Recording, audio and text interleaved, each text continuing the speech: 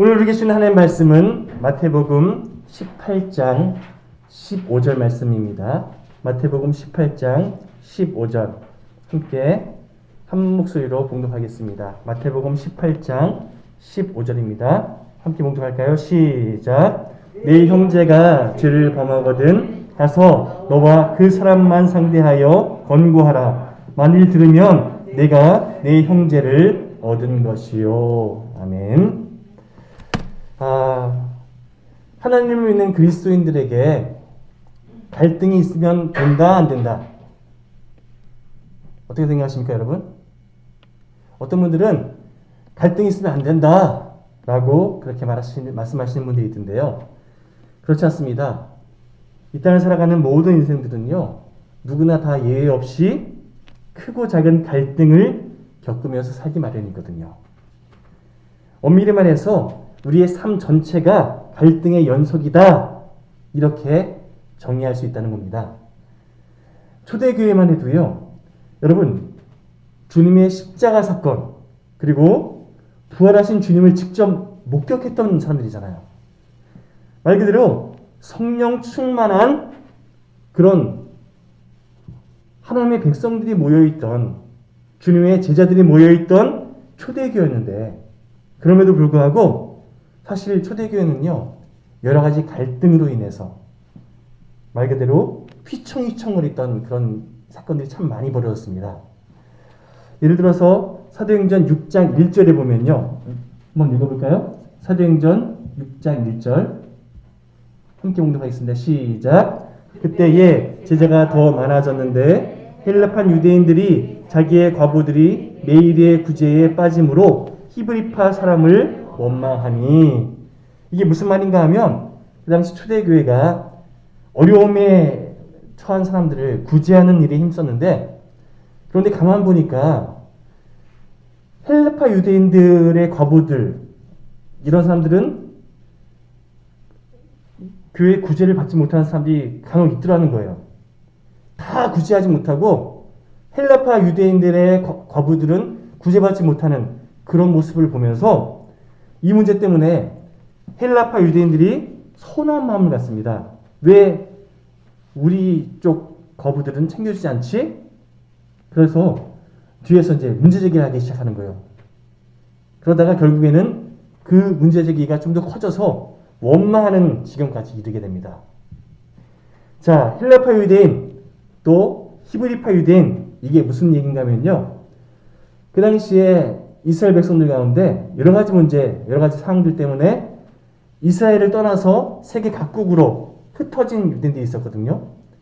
이들을 이끌어서 통칭 디아스포라라고 그렇게 불렀습니다.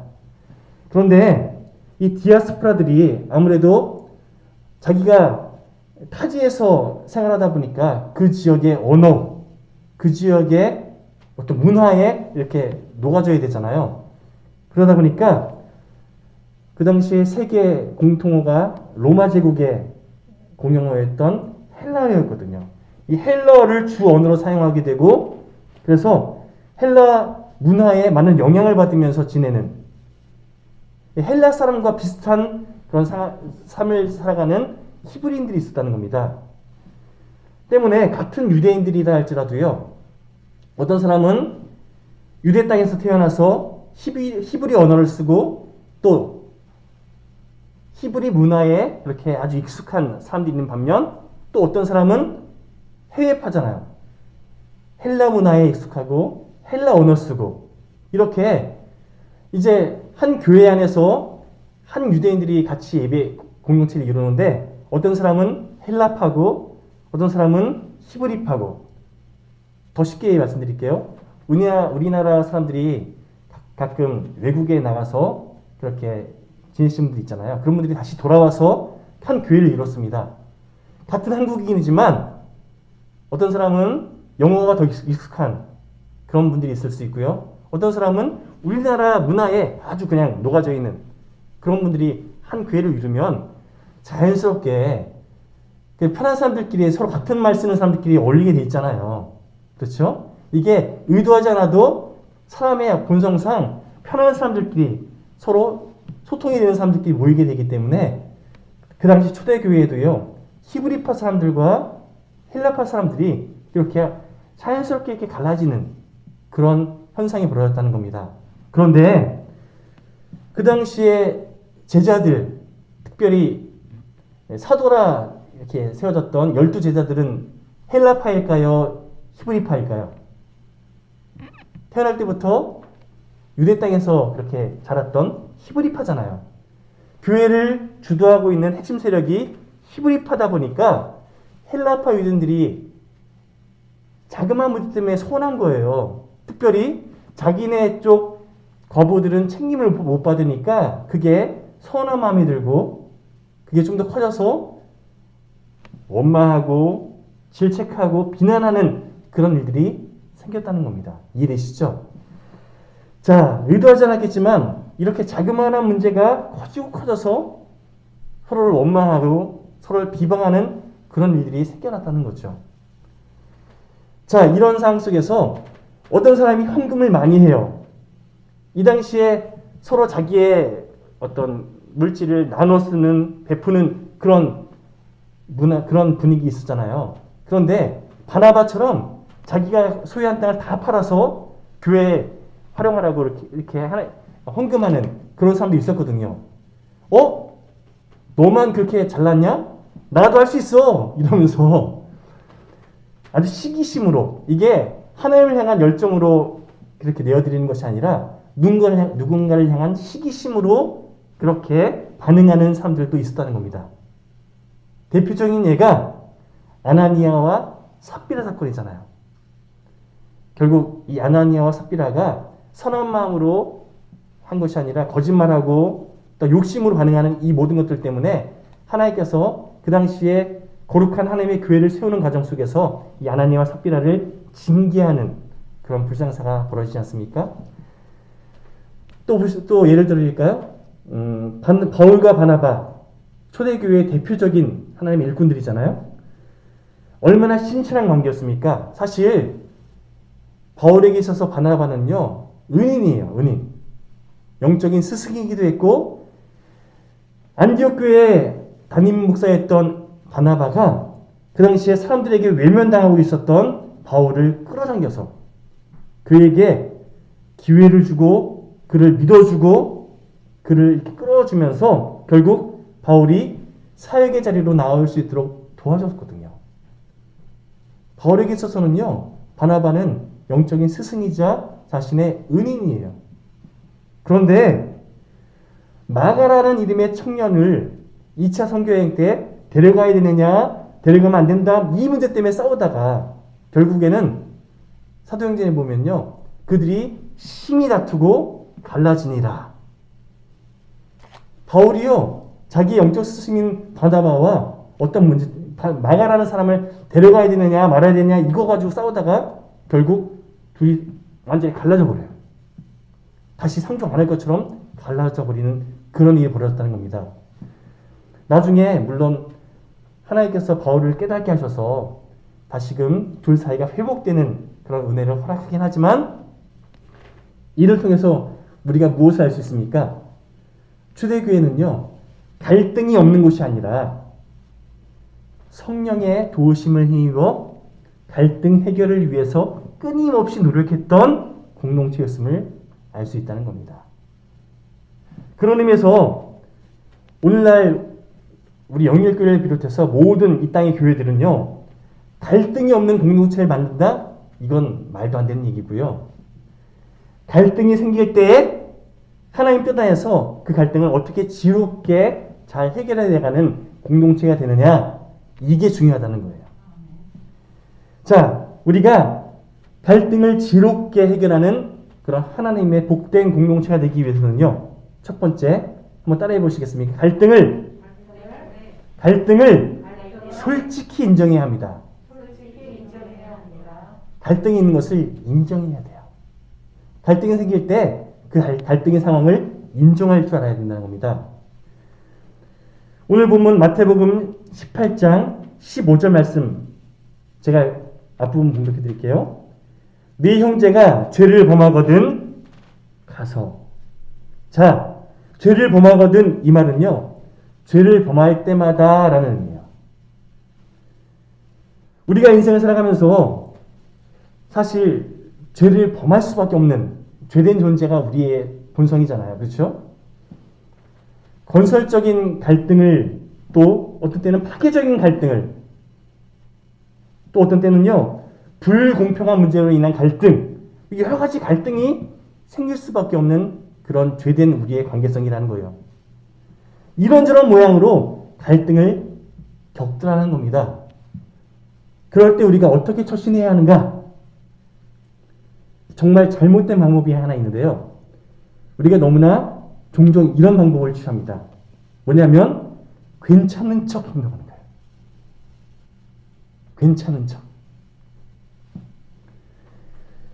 요즘 보면 예수 믿는 분들 가운데 아주 능수능란하게 할렐루야, 전 괜찮습니다, 이렇게 겉으로 행동하는 분들이 참 많아요. 근데 여러분, 엄밀히 말해서 그건 거짓된 행동입니다. 그리고 거짓은요, 결국 사단 마귀가 설치도록 만드는 온상이 됩니다. 자꾸 거짓으로 그렇게 꾸며서 행동하다 보면요, 그 가운데, 그 삶 가운데 마귀가 강력하게 역사하는 그런 틈을 준다는 거예요. 제가 예전에 사역했던 교회에서 사이가 좋지 않은 두 분이 계셨어요. 어떤 문제가 두 분 사이에 있었는데 그것 때문에 서로 틀어졌어요. 근데 사람들 앞에서는요, 서로 체면 치레한다고 괜찮은 척 하시는 거예요. 아무렇지 않은 척. 그런데 둘 사이에는 해결되지 않아요. 어떤 분은 뭐 교회에서 잠깐 그냥 예배드리고 안 보면 되지 뭐. 그렇게 한 교회 안에서 같은 한 지체인데도 불구하고 서로 외면하는 그런 분들도 있어요. 건강한 교회이겠습니까? 건강한 지체의 모습이겠냐고요. 나중에 결국엔 결정적인 문제가 도화선이 돼서 두 분이 폭발하더라고요. 큰 문제를 일으키더라고요. 뭐 이렇게 큰 충돌을 일으키지 않는다 할지라도요, 이게 계속 유지되는 건 그것도 또 문제예요. 그렇지 않습니까? 이게 계속 가면 쓰고 가식과 거짓의 그 삶을 내어주다 보면요, 나중에는 겉과 속이 다른 예수님이 정말 싫어하시는 외식적인 삶의 모습으로 그렇게 변질되거든요. 나는 괜찮다고. 근데 속은 막 끓고 있고 썩어가고 있고 왜곡된 그런 상태로 계속 머물러 있으면 이게 하나님께서 기뻐하시겠습니까? 인생을 살다 보면 솔직한 얘기로 사는 게 죄의 연속입니다. 사랑 못하면서 사랑하는 척, 이기적인 욕망이 가득하면서 그렇지 않은 척, 결국 하나님 앞에서 이렇게 거짓된 모습으로 하루하루 살아가다 보면요, 10년 살면 10년 죄 짓는 거고 20년 살면 20년 죄 짓는 거거든요. 로마서 3장 10절에 보면 함께 읽어볼까요? 시작. 기록된 바 의인은 없나니 하나도 없으며. 이 땅 가운데 하나님의 구원의 은혜가 없으면 의인은 아무도 없다는 거예요. 나이가 들면 들수록 거룩해져야 되는데 예수 그리스도의 분량까지 그렇게 점점 우리의 인격이, 우리의 성품이 가다듬어져 가야 되는데 계속 거짓으로 반응하다 보니까 가면 쓰는데 능수능란해지는 그런 분들이 의외로 많다는 겁니다. 진짜 거룩해져야 되는데 안타깝게도 가면 쓰면서 그런 척하는 분들. 하나님 앞에 정직하게 서 있을 필요가 있습니다. 내가 진짜 거룩해지고 내가 정말로 진실해져 가고 있는지. 결국 우리는요, 그리스도의 십자가를 붙잡지 않으면 나도 모르는 사이에 죄 짓는 방향으로 흘러갈 수밖에 없는 죄된 존재임을 깨닫고 인정하며, 그래서 더욱더 주님을 의지하는 그런 우리가 되어야 할 줄 믿습니다.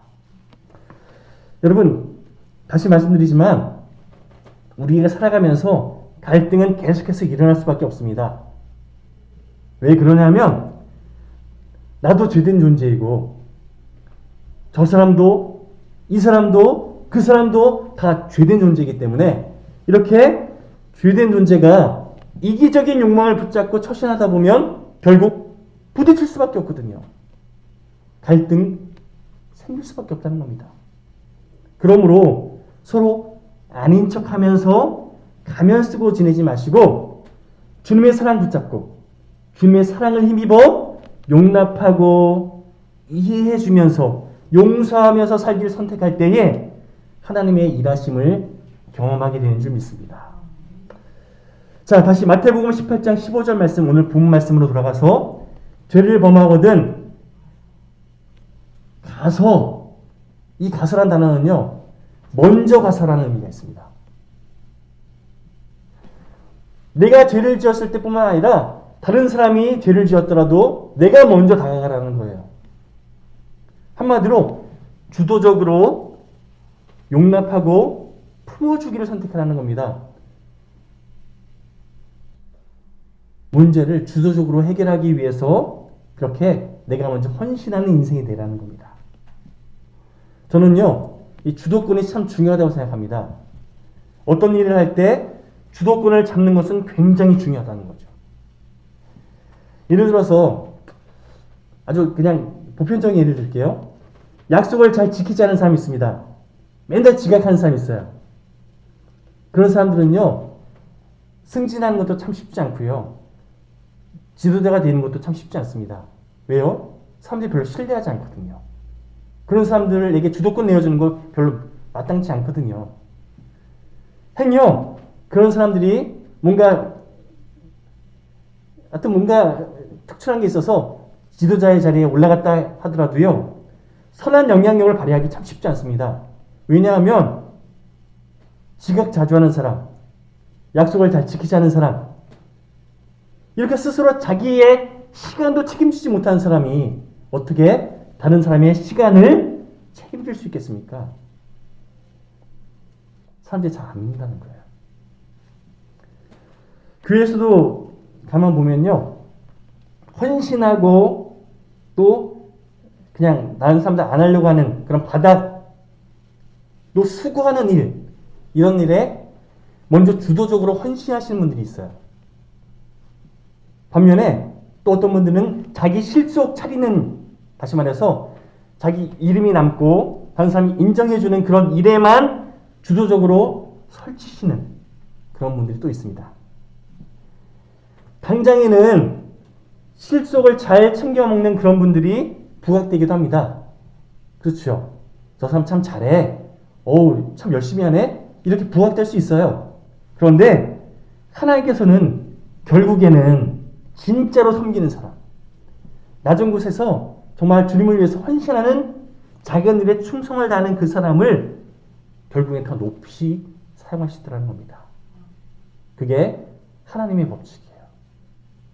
당장에 어떤 실속을 쫓는 사람들은요, 하나님께서 결국엔 그런 사람보다 주님을 위해서 자기 삶을 온전히 내어드리는 삶을 더 귀하게 들어 사용하시더라는 겁니다. 예수님을 또 한번 살펴볼게요. 제자들이 누가 더 높으냐, 누가 더 그렇게 높은 자리에 올라가야 되느냐, 이렇게 다툼이 벌어진 때가 있었습니다. 그럴 때 주님께서 그걸 보시고 너희들 지금 뭐 하는 거냐? 이렇게 제자들을 꾸짖지 않으셨습니다.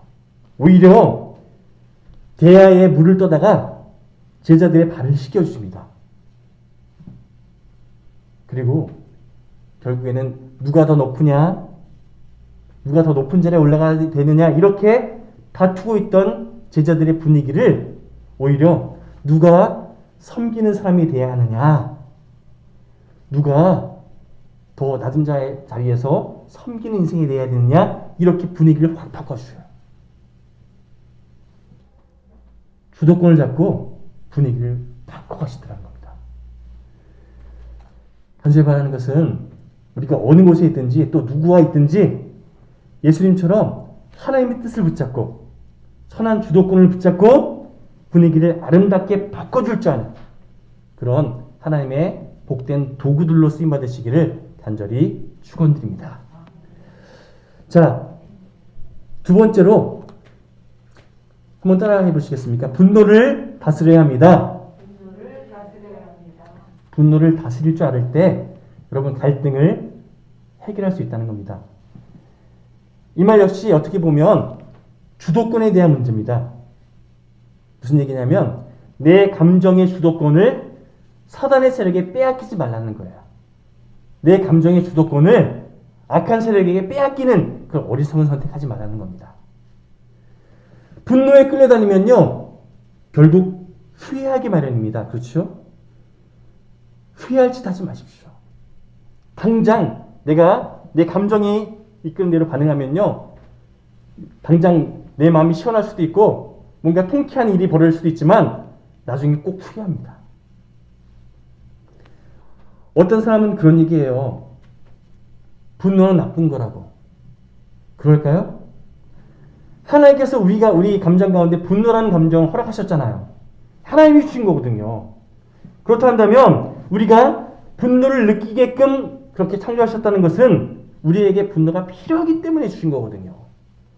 이 분노를 어떻게 활용하느냐에 따라서 우리가 하나님의 백성으로서의 모습을 잘 이렇게 우리 삶 가운데 이뤄갈 수 있는 것이지 분노 자체가 나쁘다? 그거 아니라는 겁니다. 우리가 악한 것에 분노할 줄 알고 잘못된 것에 분노할 줄 알아야 그 길에서 멀어지게 돼 있잖아요. 그렇지 않습니까? 분노가 있다는 것은 사실 감정이 메마르지 않았다는 증거가 되기도 합니다. 여러분, 열정이 있는 사람이 분노하는 거지 무기력하고 열정 없는 사람은요 분노도 하지도 않아요. 애증이라는 단어 아시죠? 애증이 무슨 뜻입니까?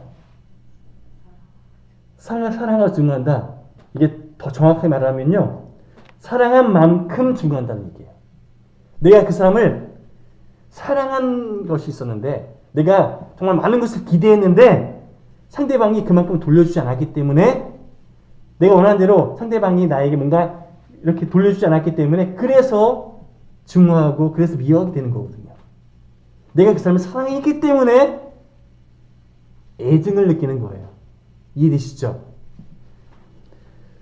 그런 맥락에서 내가 미워하는 대상은요 엄밀히 말해서 내가 사랑했던 대상일 수 있습니다. 내가 사랑했기 때문에 그 사람을 미워하는 거예요. 사랑의 반대말이 뭔지 아십니까? 미워한다일까요? 우리들은 사랑한다, 미워한다 이렇게 매치할 때가 많은데요. 사랑의 반대말은요 관심 없다예요. 그 사람을 미워한다는 것은요 내가 아직 그 사람을 사랑하고 있다는 증거라니까요. 사랑하지 않으면 관심도 없어요. 누군가를 내가 지금 미워한다 이거 정확하게 깨달을 필요가 있는데요. 그런 관계는 조금만 수선하면 다시 사랑하는 관계로 회복될 수 있다는 겁니다. 조금만 수선하면. 그런 의미에서 누군가에 대해서 내가 분노하고 있다? 이거 나쁜 거 아닙니다. 상대방에게 내가 아직 관심이 있다는 거거든요. 상대방에게 내가 아직 무관심하지 않다는 증거거든요. 물론 그 감정이 쌓이고 쌓여서 그 사람을 내가 나의 적으로 그냥 그렇게 치부해버리면 문제죠. 이 분노의 감정이 나를 휘몰아칠 때 내가 하나님의 메시지를 붙잡고 하나님의 뜻이 무엇인지 분별하면서 그 분노의 감정을 바르게 활용하면 그 사람과의 관계가 회복되게 되어 있다는 겁니다. 자, 이를 위해서 우리가 붙잡아야 할 아주 중요한 단어가 있습니다. 저를 따라해 보실까요? 천천히. 여유를 가지고. 우리들은요, 너무 급해요. 어리석은 사람은요, 그 분노의 감정이 느껴질 때 아주 급하게, 성급하게 그 분노의 감정이 이끈 대로 반응해버려요. 천천히 여유를 가지고 생각하지 않고요. 그 감정에 그냥 반응해버린다니까요. 내 마음속을 휘몰아치는 그 감정이 이끄는 대로 급하게 반응하지 마시고 성급하게 결정하지 마시기 바랍니다. 분노했을 때는요. 일단 결정을 미루십시오. 여러분 내 마음 가운데 막 미움이 분노가 막 휘몰아치면요, 누군가에게 인터넷으로 메일 보내지 마세요. 문자 보내지 마세요. 그렇게 보내는 문자, 메일 결국 더 큰 문제를 일으킵니다. 분노했을 때 어떤 사람은요, 네가 어떻게 나한테 그럴 수 있어 하면서 딴 남자와 결혼하는, 딴 사람과 결혼하는 그런 분들도 있어요. 그렇죠? 벽돌이와 갑수의 노래가 그래서 만들어졌잖아요. 나중에 다 후회한다니까요. 나중에 다 상처가 된다니까요. 여러분, 분노를 가라앉히고 사리 분별이 제대로 될 때, 그때 결정하고 그때 어떤 문제를 해결하는 그런 천천히 조급하지 않게 여유를 가지고 그렇게 생각할 줄 아는 우리 모두가 되어야 할 줄 믿습니다. 잠언 14장 17절에 보면 한번 읽어볼까요? 시작! 노하기를 속히 하는 자는 어리석은 일을 행하고 악한 계교를 꾀하는 자는 미움을 받느니라. 분노에 기름을 붓는 악한 생각 끊어버려야 됩니다. 다시 말해서 생각을 잘 관리할 줄 알아야 된다는 겁니다. 빌립보서 4장 8절에 보면요, 더 정확하게 우리에게 이렇게 말씀하고 있습니다. 다시 한번 한 목소리 봉독해 볼까요? 시작! 끝으로 형제들아, 무엇에든지 참되며 무엇에든지 경건하며 무엇에든지 옳으며 무엇에든지 정결하며 무엇에든지 사랑받을 만하며 무엇에든지 칭찬받을 만하며 무슨 덕이 있든지 무슨 기림이 있든지 이것들을 생각하라. 나쁜 거 생각하지 말고 좋은 것들 좀 생각하라는 거예요. 나에게 또 상대방에게 유익이 되는 것을 생각하라는 겁니다. 잘 생각하면요, 이것 우리 교회적인 용어를 바꾸면 잘 묵상하면요, 그 상황을 다르게 묵상하면요, 결국 내가 분노에 지는 인생이 아니라, 분노에 끌려다니는 인생이 아니라 분노를 잘 컨트롤할 수 있는 하나님의 복된 백성의 모습으로 살아갈 수 있다는 겁니다. 예를 들어서 요즘에 참 매너 없이 운전하는, 제가 뭐 어떤 성별을 비하하기 위해서 말하는 게 아니라 인터넷에서 흔히 운전 잘 못하는 사람들을 김여사라고 표현하잖아요. 그렇죠? 예, 뭐 비하하기 위한 목적은 아니니까 그냥 이해하고 들어주세요. 행여라도 어떤 김여사님이 운전을 정말 아주 그냥 찰떡같이 하는 게 아니라 개떡같이 해서 하마터면 내가 사고당할 뻔했습니다. 그러면 그 상황 속에서 이런 하면서 막 안 좋은 생각들, 그런 말들 튀어나오잖아요. 그렇죠? 그럴 때 그 상대방이 내 아내다 라고 생각해 보면요, 뭐 요즘에 아내와 별로 사이가 안 좋으신 분이 있으면 아내라 그러면 더 기분 안 좋을까요? 그러면 저 사람이 내 어머니다, 저 사람이 내 딸이다, 뭐 이렇게 생각해 보시면 되잖아요. 그렇죠? 생각만 바꿔도 아유 큰일 날 뻔했네, 조심하시죠, 이렇게 좀 내 말이, 내 태도가 좀 바뀔 수 있다는 겁니다. 그렇죠? 저 같은 경우에도 깜빡이 안 켜고 막 훅 들어오는 그런 사람들 보면요, 순간적으로 막 욱할 때가 있어요. 물론 하나님께서 제 입술을 잘 붙잡아 주셔서 욕은 안 합니다. 그런데 욱하는 마음이 들 때가 있다는 거예요. 그럴 때 저 사람 저 뭐야? 이렇게 반응하는 때가 참 많았는데 생각을 바꾸니까요, 저 사람이 우리 교회 교인일지도 몰라. 저분이 좀 뭔가 바빠서 그러는 거니까 우리 교회 교인이면 내가 좀 참아줘야지 뭐. 어쩔 수 없지 뭐. 생각이 바뀌더라니까요. 내가 그 사람을 바라보는 태도가 바뀌더라는 겁니다. 생각하기 나름이더라는 거예요. 빌립보서 4장 8절 말씀처럼 생각하라. 그럼 나의 태도가, 나의 반응이 달라지게 되어 있다는 겁니다. 왜요? 하나님께서 선한 방향으로 나를 인도해 주시기 때문에. 믿으십니까? 또 여러분 분명히 기억할 것이 있는데, 갈등이 있을 때는요, 갈등이 있는 그 사람과 해결해야 되는데, 우리들은 자꾸만 다른 사람에 찾아가서 내 고민을 털어놓고 이러쿵저러쿵 상대방에 대해서, 그 상황에 대해서 막 그렇게 얘기할 때가 참 많아요. 그렇죠? 우리 본성이 그래요. 내가 막 억울한 거 있으면 이거 뭔가 해결해야 되거든요. 근데 막상 나랑 문제가 있는 그 사람을 찾아가서 해결하려면 내가 마음이 좀 불편하거든요. 그렇지 않아도 막 마음이 요동치겠는데 그 사람 얼굴 보면 더 막 짜증나거든요. 그러니까 그 사람은 찾아가지 않고 내 마음을 편하게 해줄 수 있는, 내 편에 대줄 수 있는 사람을 찾아가서 그 사람에 대해서 막 얘기하고, 나를 힘들게 했던 그 사람의 행동에 대해서 얘기하고, 그 상황에 대해서 막 얘기하면서 그 사람이 어이구 힘들었지, 내 마음을 위로해주면 그게 참 좋잖아요. 그렇죠? 내 속상한 마음, 내 불편한 마음을 그렇게라도 해결하고 싶은 우리 연약한 본성, 저도 그러니까 다 이해할 수 있습니다. 그런데 내 편이 되주는 사람 찾아가서 그렇게 위로받으려고 하는 그런 우리의 행동은요, 하나님 보시기에 죄된 행동이에요. 사실. 왜요? 내가 입술로 그 사람을 비난하고 내가 내 자신을 돌아보기보다는요, 그 사람에게 책임 회피하는, 그렇죠. 그러면서 결국 하나님 앞에서 내가 범죄하고 있는 거거든요.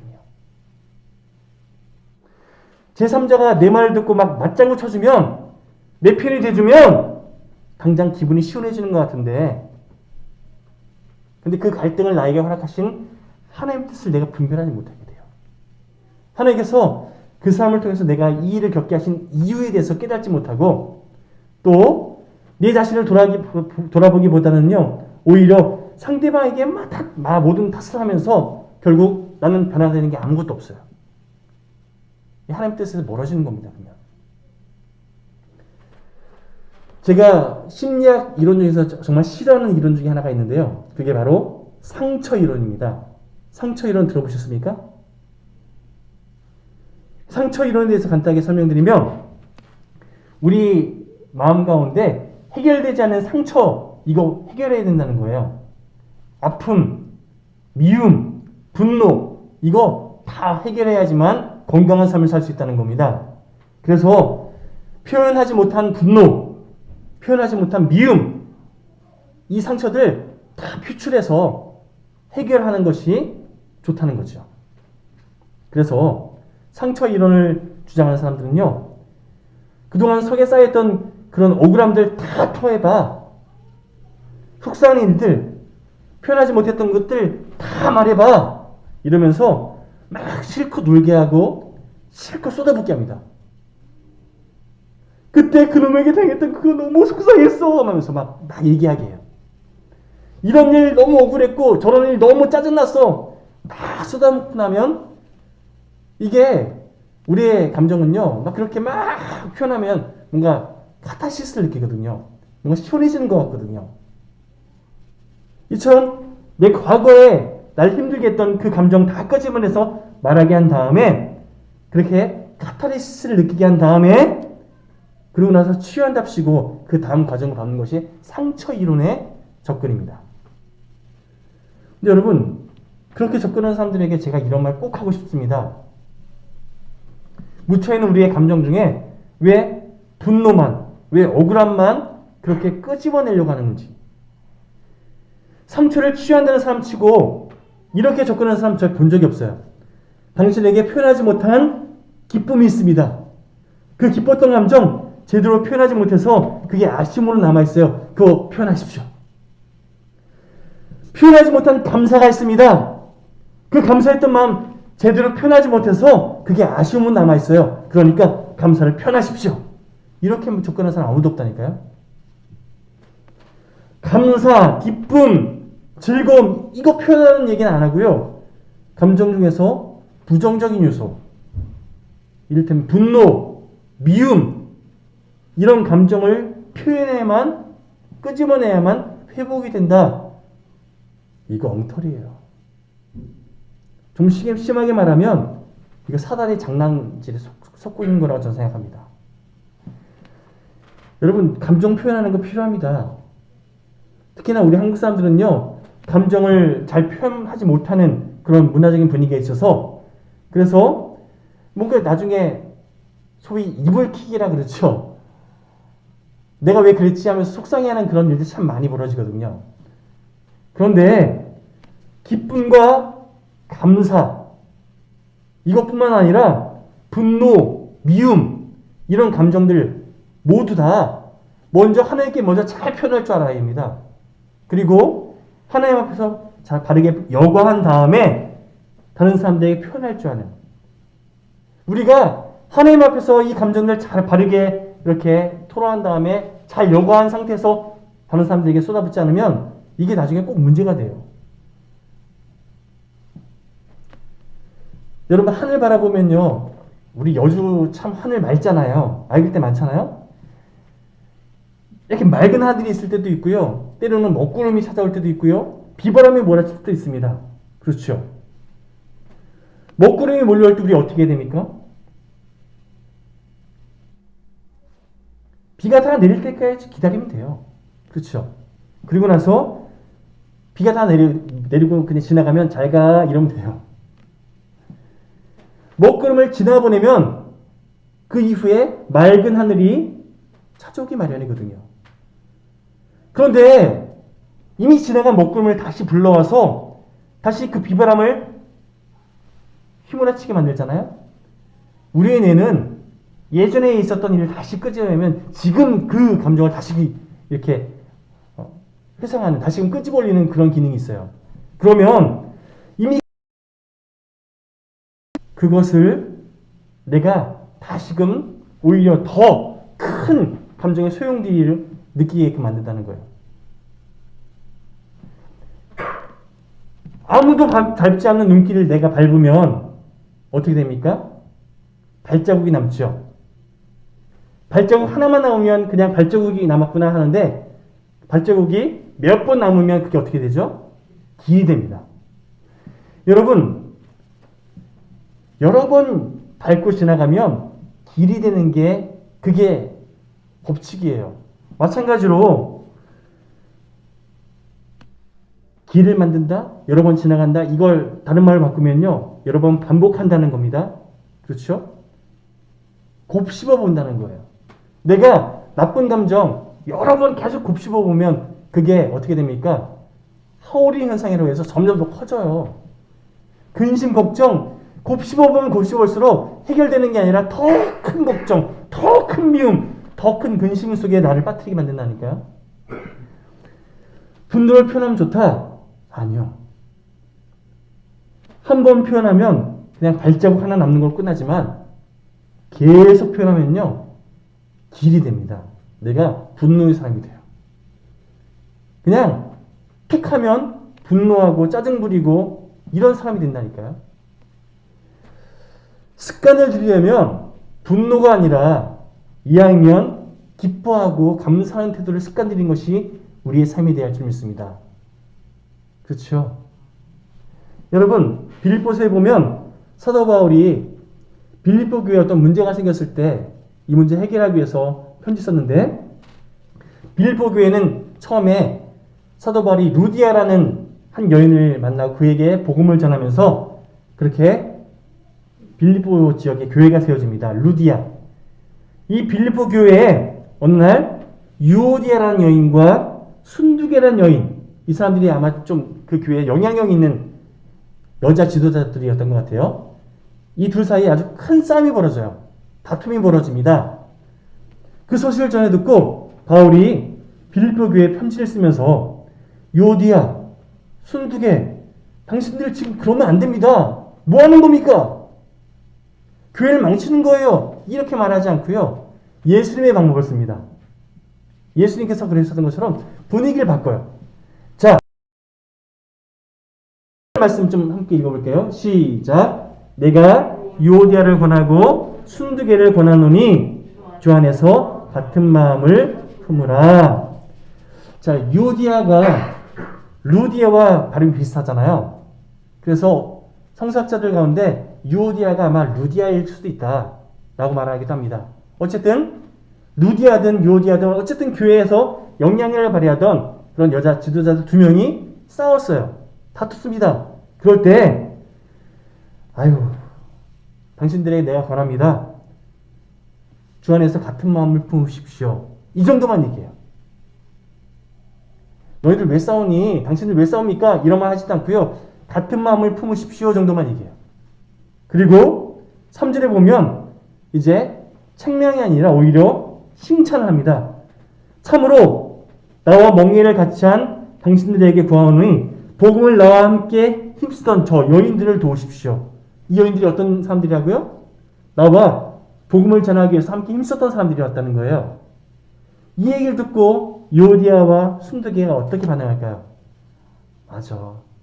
내가 사도 바울 선생님 도와서 복음 전하기 위해서 정말 최선을 다했던 사람인데 내가 지금 이 감정적인 것 때문에 이렇게 싸우면 될까? 안 되지. 복음을 망치는 건데 이거는.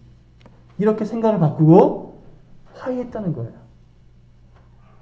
다툼이 다시 하나 되는 그런 일들이 벌어졌다는 겁니다. 여러분, 주 안에서 한 마음을 품으라 방향성만 제시해 주고요. 당신들이 어떤 존재인지 나와 함께 복음을 전했던 그런 일꾼도 아니었습니까? 이 정체성을 다시금 상기해 주니까 회복이 되더라는 거예요.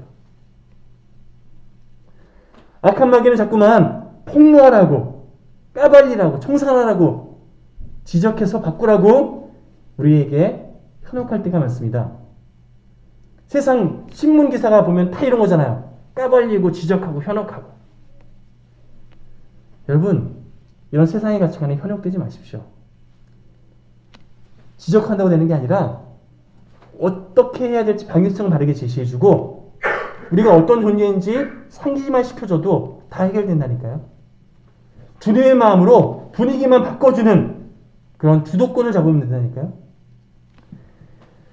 여러분, 우리가 하늘을 쓸 수 있는 가장 좋은 방법은 아비의 마음으로 상대방을 대하는 겁니다. 우리 종영제 빼고 나머지는 다 자녀들 키워보셨잖아요. 자녀들이 참 사랑스럽고 이쁘지만 가끔씩 아우 이런 말이 절로 나올 때가 그렇게 행동할 때 있잖아요. 그렇죠? 그럴 때 이게 남의 자식이면 걸을 뜯어보고 싶지 않지만 어떻게든 품어주고 참아주고 기다려주는 게 왜 그렇습니까?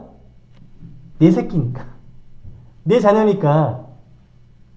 똑같은 개념으로요. 주님께서 나에게 붙여주신 영혼이에요. 주님께서 나에게 맡겨주신 영혼이에요. 그러면 우리가 아비의 마음으로 그 사람을 대하기 선택하면 참아주고 품어주고 용납해주고 선택할 수 있다는 겁니다. 인간적인 반응으로는 절대 할 수 없는 거예요.